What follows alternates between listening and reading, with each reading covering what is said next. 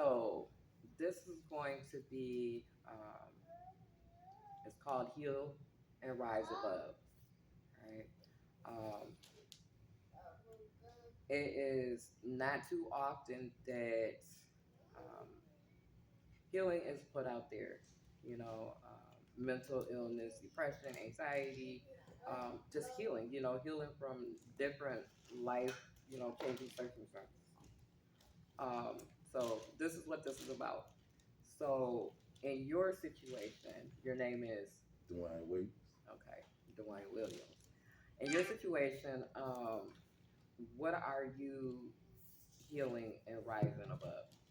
Uh, I'm healing and rising above. I think the simple answer would be a wrongful incarceration, but a deeper answer would be the mental. Uh, what would be the right word? The mental Aspect of it. aspect of the wrongful conviction. Yeah, I guess that's right. Right, right. So with that, with the wrongful conviction, I mean, from the beginning of it, I mean, what did you endure? Uh, from the very beginning, I was in my house asleep, and the U.S. Marshals surrounded the house.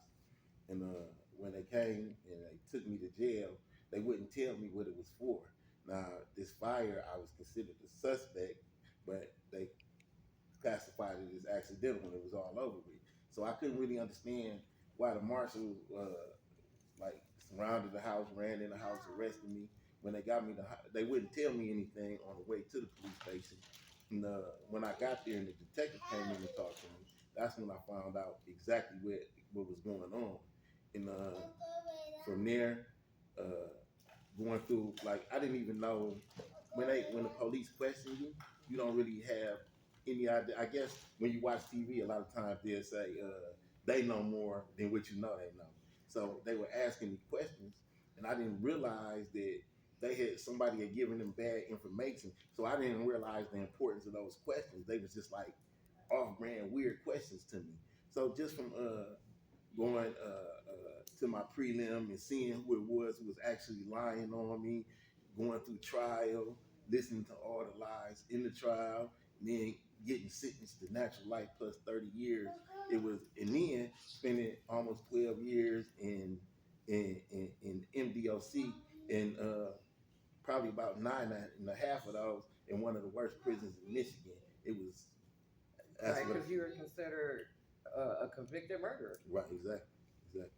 Wow. Um, so on that ride down to the police station, after they surrounded your house and arrested you, what was going through your mind? I guess I just didn't know what was going on. I kind of, I mean, at the time I sold drugs a little bit, and actually something that a lot of people don't know is that the guy who lied on me the day before, me and him had a conversation about drugs, and he actually like kind of told me something about talking to the police, but he didn't say what it was for, and I didn't have any drugs at the time, so I it was nothing for me to do, nothing for me to get rid of. He basically told me to wherever I was at, whoever I was with, to leave. So you kind of so what you were thinking in your head when they came to arrest you, you thought like basically it was gonna be like because of narcotics, Yeah, yeah, drug yeah. charges, Because right, because I was thinking about the day not no before. murder. Right, no, That just wasn't on your mind no, because that's something that you did not do. exactly. And it was supposed to be over. Wow, wow. Okay, so in your time of incarceration, um, I mean, how did you get through that? Knowing that this is something that you didn't commit, something that you didn't do. To be honest with you, before prison, I wasn't like really a religious person, and what I found was that I needed like some kind of a higher power. So I joined a religious organization, and I found that first of all, the organization stood on principles of love, truth, peace, freedom, and justice. So your your conduct is supposed to be according to those principles. Right. And I was able to like turn to God really, and because otherwise I don't know what I would have did. Right, right. Mm-hmm. And in those times, it'll humble you. It definitely humble you. And not only just humble you, um, you still go through things. You're mentally and emotionally at the same time, but you had the strength to fight for your innocence. How did that start? Well, initially when I got to prison, I was mad. I was mad about the people lying on me. I was mad about how court turned out. So when I got to prison, I was kind of doing prison things. I caught assault on staff, probably my like fourth day in quarantine. Then when I got to prison, well, it's prison, so one of the first things I did was got a knife. So yeah, to protect Yeah, yourself. right, right, for Right, protection. right. And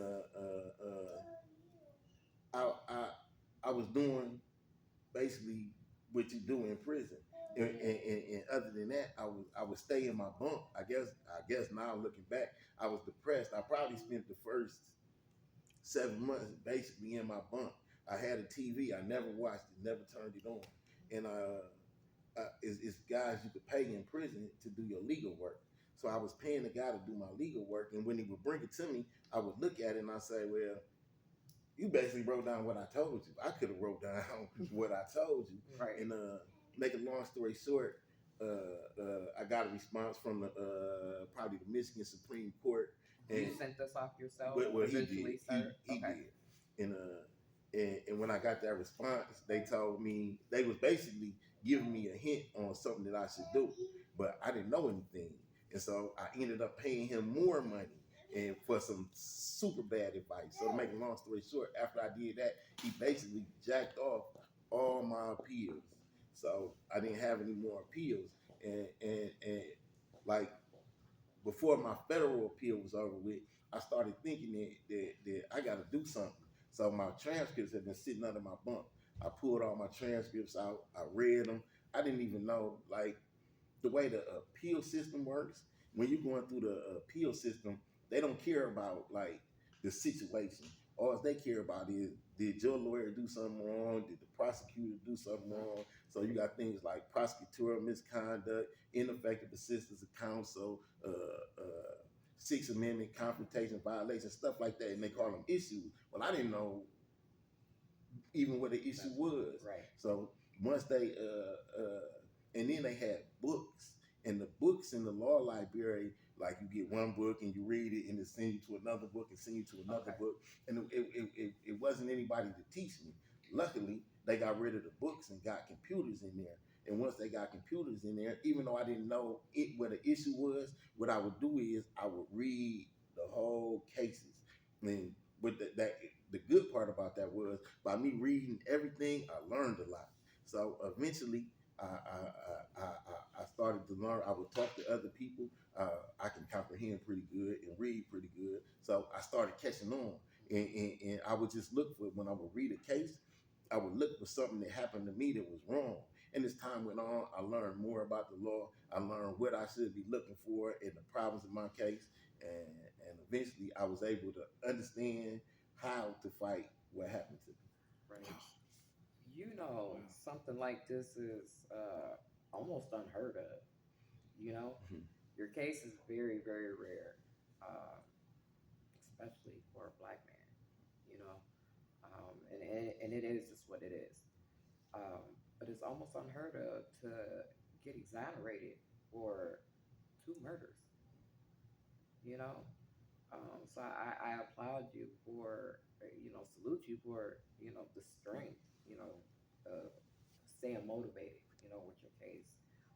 And with that being said, like you said, you went through a lot of depression, you know, and that's only normal, especially going through a situation like that, knowing that you didn't commit, these crimes, and I I can imagine, hats off to you, Thank that you fought for your freedom. Um, yeah, this is almost like I said, almost unheard of. you. Well, To be honest, uh, in Kent County, I don't think is such a big problem. But like I'm part of an organization called the Organization of Exonerees. So that's I was like the 39th person to get exonerated in Wayne County, and since I've been out, two more people have gotten out. So this is like it's really uh, me and the president of the organization. We spoke at Cooley Law School last night, and one of the things that he said was that this is like America's dirty secret.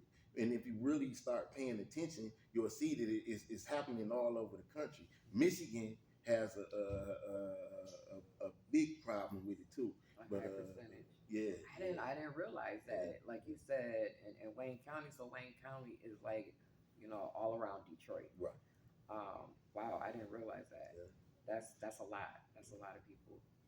yeah, yeah, I mean, and how? I mean, really, you just think like, how does it get to that point where people are wrongfully accused of such big crimes? It's not like it's a drug case or domestic violence. He say, she say. This is murder, taking your whole life away from right, you. exactly, exactly. And Salute, yeah, yeah. salute, I salute. think the problem is if you look at how police and prosecutors move up in the system, they move up through prosecutors through convictions, police through arrests. So when you have Quota system. yeah. Yeah. When you have in Detroit, they have a culture of corruption, and it's systemic. And people might say, well, in a lot of situations like this, they'll talk about racism. Well, it's not really a black and white thing, although I think it evolved from racism, and that's where it started from. But the police in Detroit and probably a lot of other places, they look at the citizens like the enemy. So when you look Right, at me like your enemy, then you can do almost anything to me. right, And there's like we were saying earlier, there's no accountability. So when you have a culture of corruption, like in my situation, it was all kind of people who could have said, "Hey, well, wait a minute, don't do that," but nobody did, and everybody rolled with it. And most of the other situations is pretty much the same. It's really sad because these are the people who are supposed to protect you, and you don't realize that what happened to all of us, it can happen to anybody.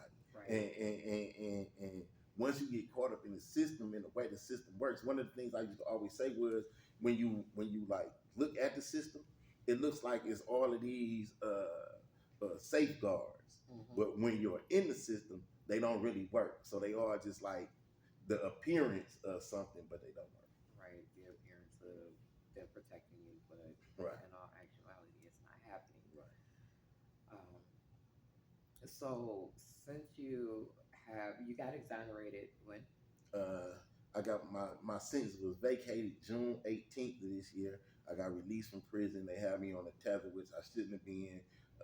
But October 17th, about a month ago, roughly, I got my conviction was totally dismissed. So I caught that, when I was looking your story up after we met. I caught that they had you on, basically parole, or yeah, yeah, basically tether. parole. They had you on a tether. What was their? I mean, what was their justification for having you on a tether when they know you didn't commit this crime? They vacated your sentence and exonerated you. Wow. What? Yeah. Well, since we in Grand Rapids and this is you, I can tell the truth. Uh, Basically, uh, my situation is like super political.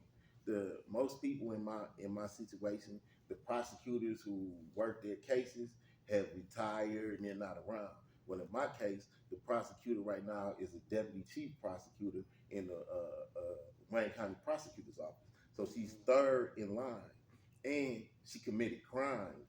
So instead of them actually doing something to hold her accountable, what they did was they were trying to figure out how to maneuver the situation.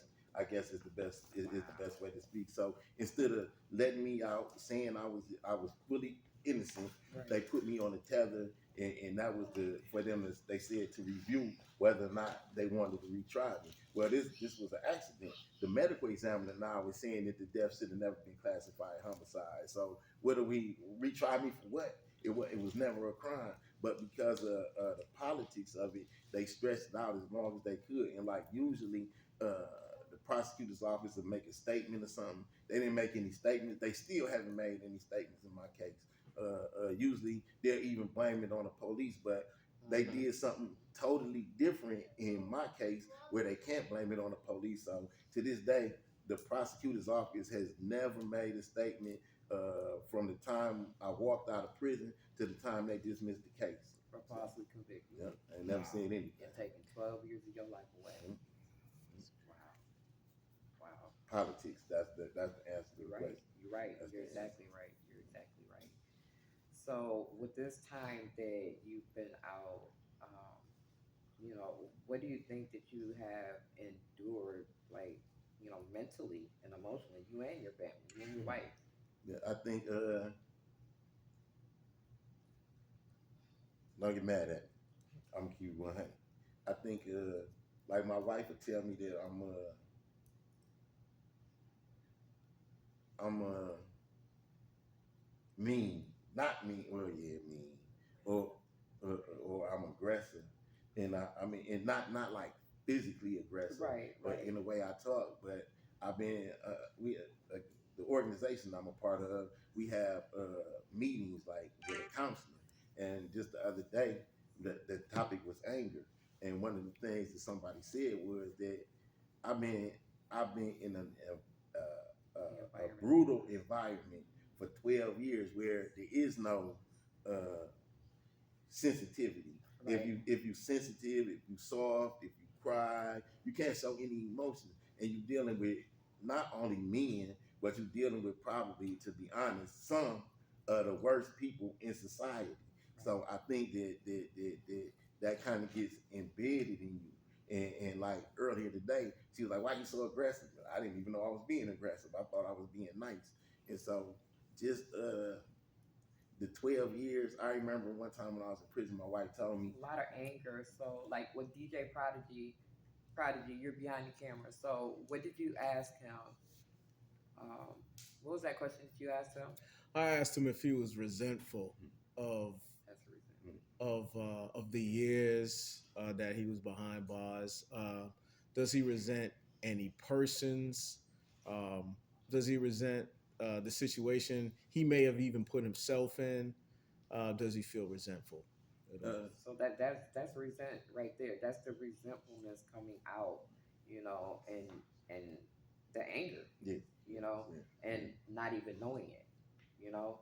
So that's where I'm coming in at as far as saying heal, heal and totally be able to rise above, what you endured, in them 12 years. It could be a couple of months. That is a traumatic experience, and traumatic experiences can change you like this. It can change you overnight, you know. It can change you in a couple of hours. So, um, you know,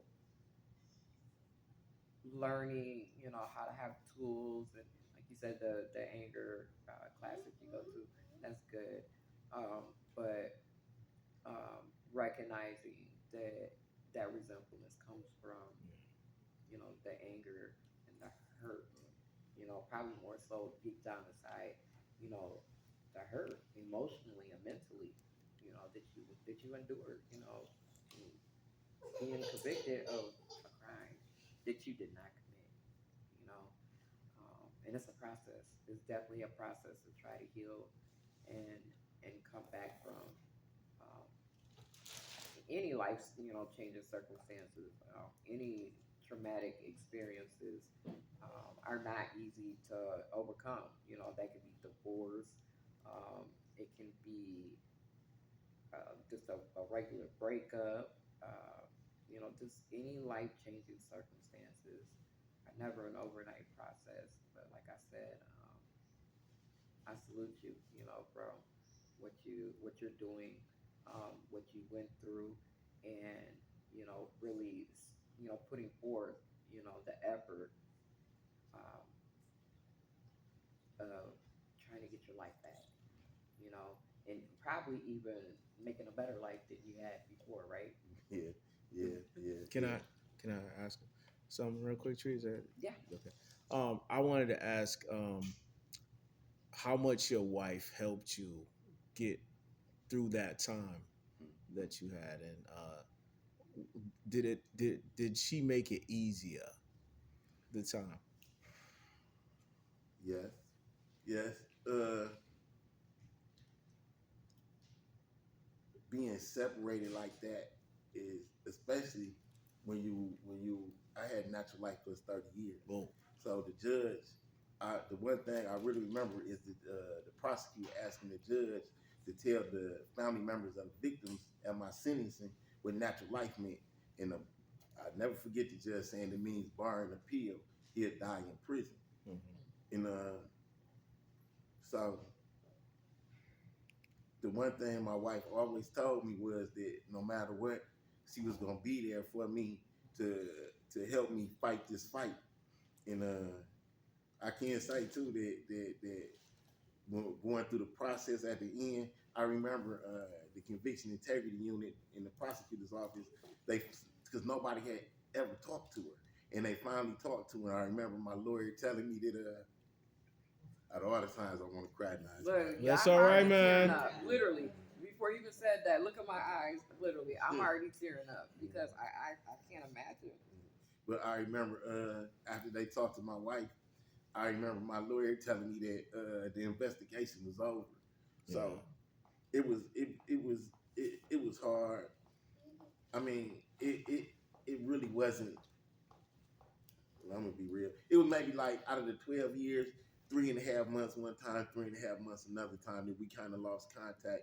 But just the fact that I think and she'll probably say I never give her credit, but I give my wife credit for what she had to endure and how she handled it.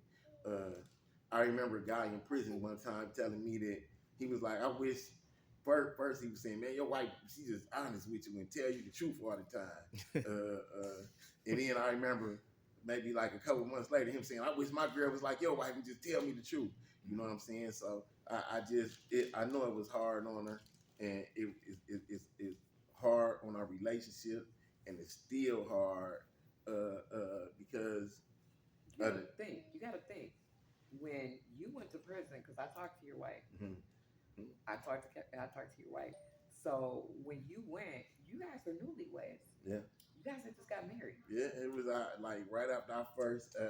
I got arrested maybe like a couple of days after our first anniversary. So you gotta think like that would have been, you know, y'all first. That's sort of like y'all honeymoon time. You know, y'all didn't get that, Yeah, and yeah, she was still there. yeah, yeah. She was So still there. yeah, and now she wants to start an organization for the families of people who go through this. And I didn't, well, not that I didn't realize it, but I guess I didn't realize it until she said it. But out of those 39 guys, and as great as the organization of exonerees is, it is nothing or nobody there for the families. And I work for an innocence organization now, and it's a guy that we trying to get out, and his family is always around. And so now I'm seeing what they're going through, Yes. and then I can think about what my wife probably went through. Yes. You know, so Yes. Yeah. Yeah. It's just not you that's going through it, and then you know now that you're home, you know, and adjusting, you know, from being in prison. Not only, you know, from just being in prison, but for something again, you know, that you didn't do. That's a big adjustment. A big adjustment, you know, for your whole family. You know, so um, how are you guys dealing with that uh, on the healing aspect? well, first of all, I thank you for doing this because this is like part of that journey. And Therapy, healing therapeutic. yeah. So we've been talking about getting counseling, And every time we talk about getting counseling, see, I say you get counseling too, like on my own, you know. Yeah. But Yeah, that's actually a good idea. yeah, You know, I need because it. you're the one that actually went through the circumstance. You know, she was back there. You know, holding your, you know, standing back there with you, but you're the actual one that went through it. You know, so that is very important. You know, they have like it's a stigma, like you said. You know, being in there with all men, you got to be all hard. You know what I'm saying? You can't cry, you can't show, you know, no emotions and stuff like that. It's not only like that inside of prison. It's like that out here. You know what Yeah. they call when you're in prison or jail, when you're on the outs. You know, in the real world, In the that's what they world, call it, in the right? world, Right. So, it's like that. You know, on the outs in the real world. You know, men can't cry, you know, or the stigma that if you go to counseling, you go get help, that you're crazy, you know, no, you know, that's something that I would definitely, um, you know, recommend or, you know, advise, you know, because it's only going to help you, you know, come together um, for the person that you are, you know, and the person that the better person that you're making yourself into, right, you know, right, even before the the arrest and you know you know the present life, you know, before it's only going to help you move forward, right. you know, and grow in a sense. Yeah, I think that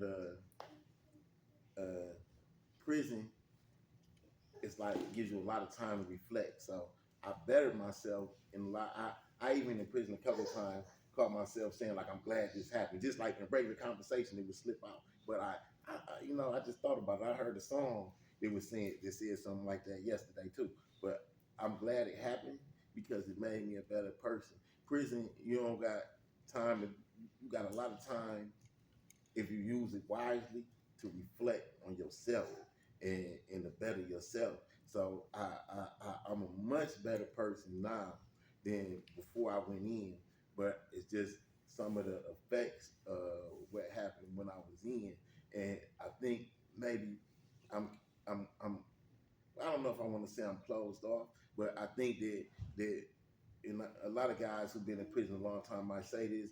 Uh, we kind of, I think, have an advantage as far because you have to in prison. You have so many different yeah, Personalities and stuff like personalities, that. characters that you Hmm. have to deal with. That you learn to read people, and so when you come out into the world, that doesn't go away. So I think that one of the problems I have is that it's just a lot of people now, and this might not even be a problem.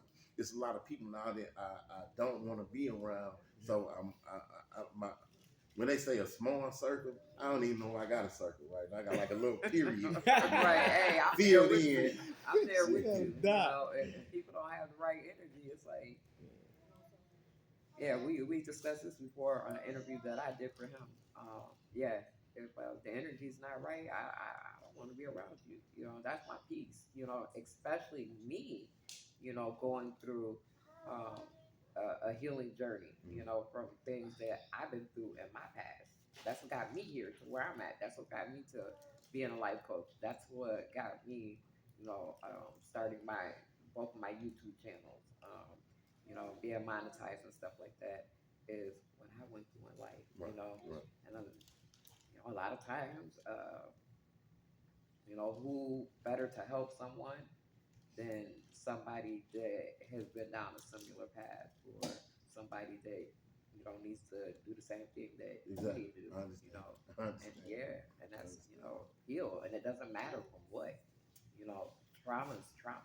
Right, right, Um, right. yeah, trauma is trauma, but And I think one more thing I want to say, this kind of goes to Prodigy's question too.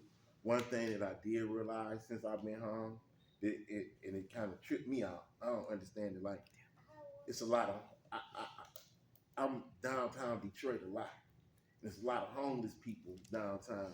mhm. I can't walk past if somebody asks me for some money or some change. I can't walk past them now and not give it to them. Even when I try, I always got to go back like, huh, man, you know what I'm saying? That's I just can't. empathy. Yeah, yeah, That's yeah. empathy.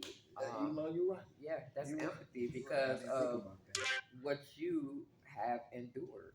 and that's the same thing with me. I just got done doing a blanket drive.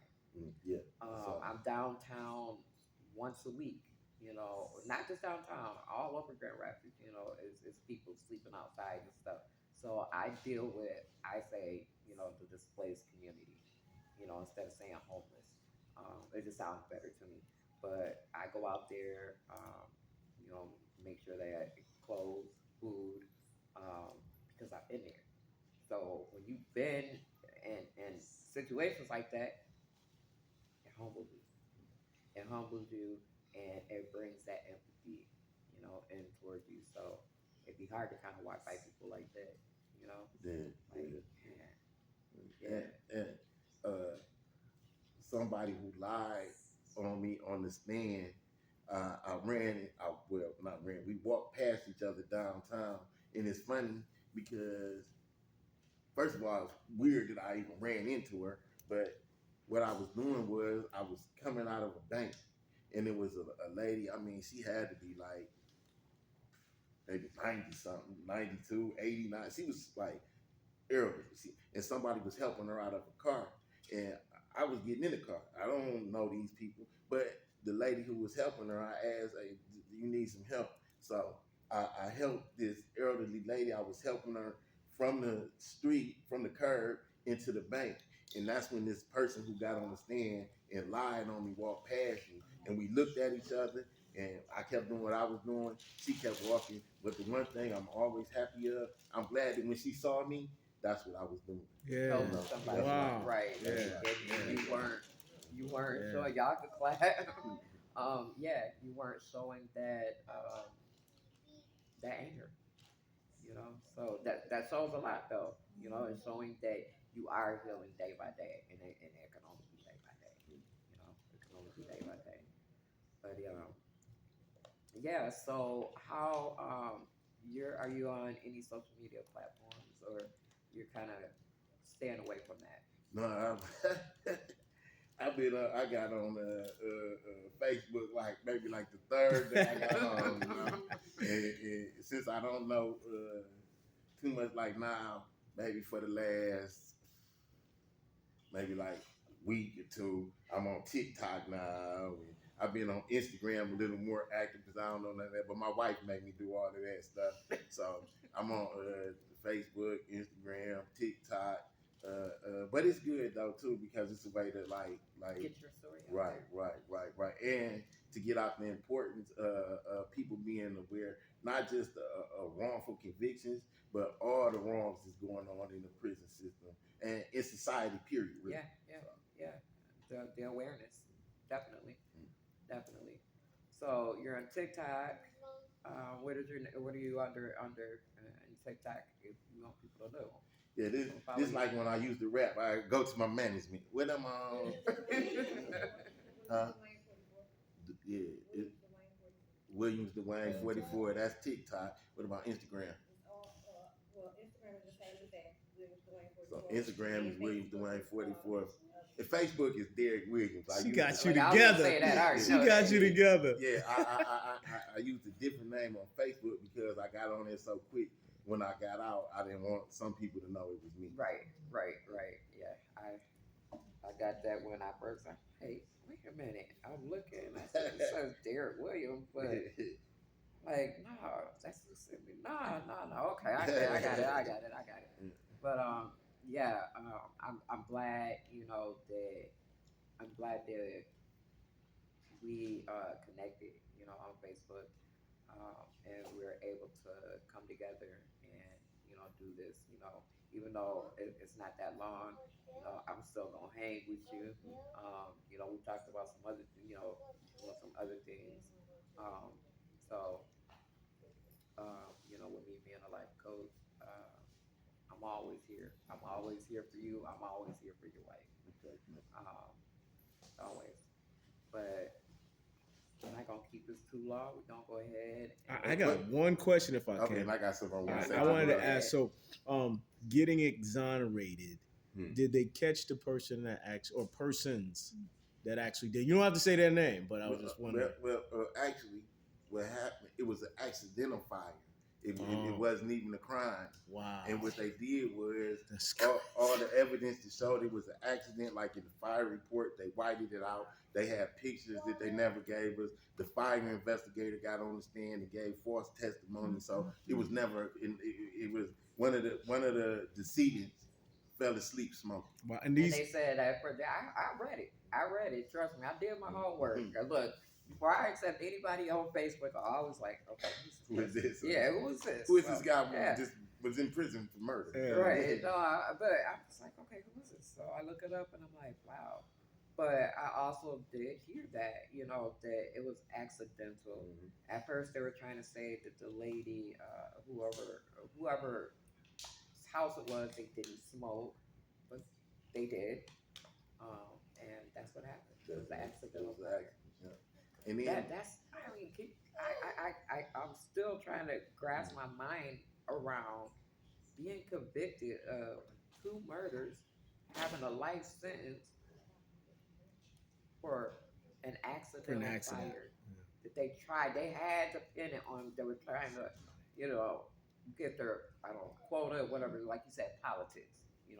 Really trying to pin it on somebody, but it all comes out to be accidental. And you took away 12 years of somebody's life, and nobody's really being held accountable for it.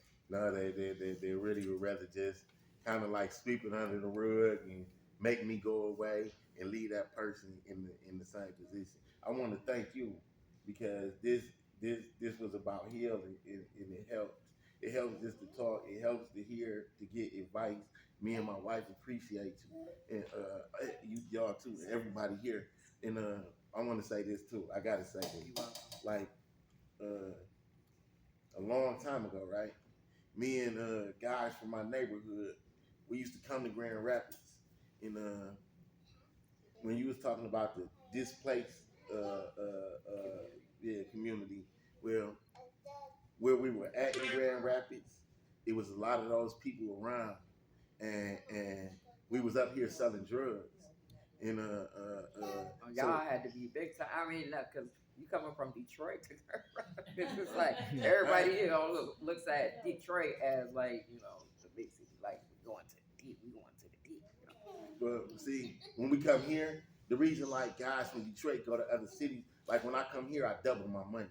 You know what I'm saying? What I sell in Detroit for $10, I sell for 20. What I sell, so I make more money here, and it's like not as much competition, but the police will give you more time. Like I actually got banned out of the city of Grand Rapids. I got like a yellow.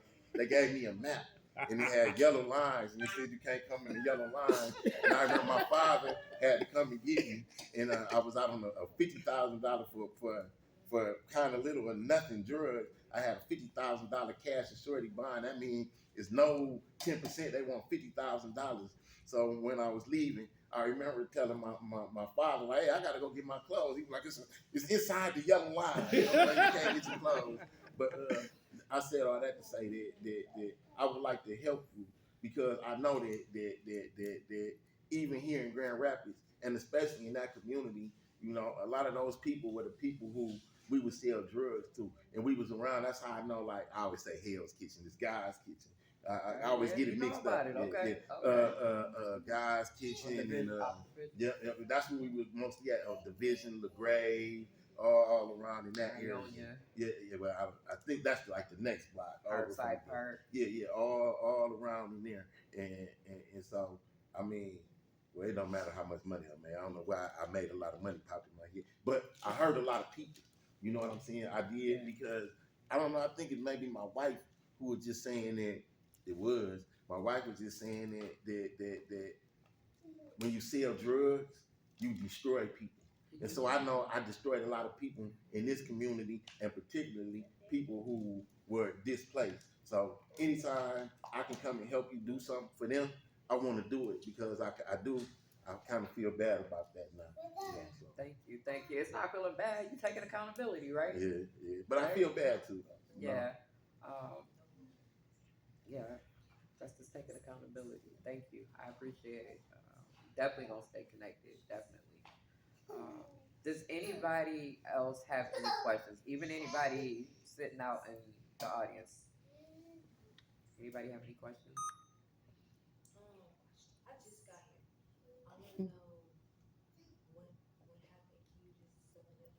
Yeah.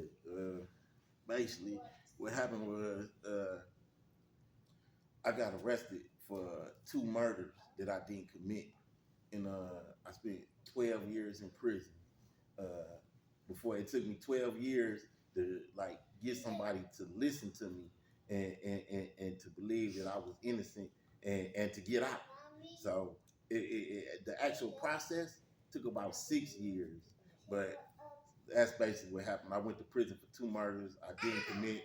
Uh, Fought like crazy to get back out here, and now I'm here to answer your question. Hey, thank you. I appreciate it. No, no, no, no, no. Never, ever, ever. No, Never, don't ever, let it ever. sound. No. Never, ever, ever. Okay. Yeah, thank you very much Thank you. for, like I said, I'm glad that we connected and, we got some more, work to do, networking. Um, Thank you for being here. Thank you for having me. I appreciate it so, so much. You're welcome. You're welcome. Proud of you. Yes. The- I think. I've got a Do you have anything? question. I'm more so got words of just Encouragement. appreciation. Um, give yourself grace, please. No matter what nobody else say, nobody could steal what you've been through. We would never. Most of us in this room would have probably did some more BS or went crazy throughout this process. I can't even fathom what I would do with such a situation. That brings tears to my eyes. And you made me really look at the way I even take time differently. Like, because even with that 12 years of time, that would be about when I was 21. And even in that time, I probably didn't even utilize it as best as I could. Nevertheless, while somebody's time is being stolen, we look at the